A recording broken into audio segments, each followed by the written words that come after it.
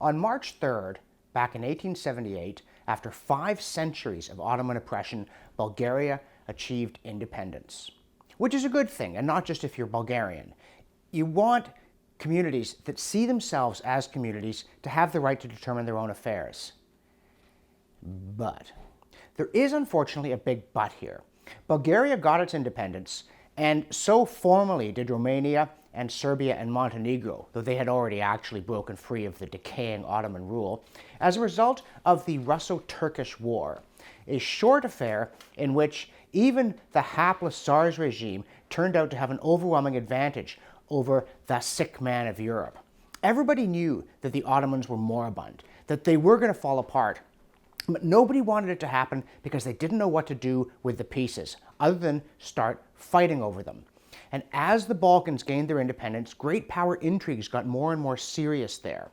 And as great power intrigues got more and more serious, it became more and more apparent that the vacuum created by the decay of the Ottomans would lead to an explosion.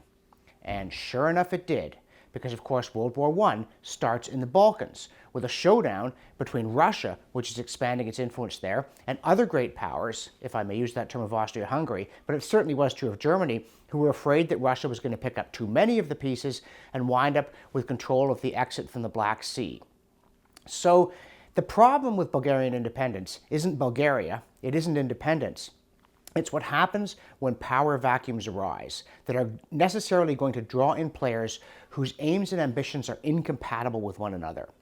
And there's a lesson there for all of us, because nothing could have held the Ottoman Empire together, and it didn't deserve to be held together. It had misruled these regions, and it was at the end of its rope, regardless of what anybody did. But when the great powers swoop, and interestingly enough, in the Congress of Berlin that was held to tidy up the aftermath of the war, Britain got Cyprus, which I think is a good thing, but it's kind of a weird outcome of a war between Russia and Turkey. But as they go into a vacuum, they start to collide with one another, and terrible things can happen. I'm not saying geopolitical stability at any price. What I am saying is you have to beware of the consequences of instability, even instability that leads to good results for good reasons.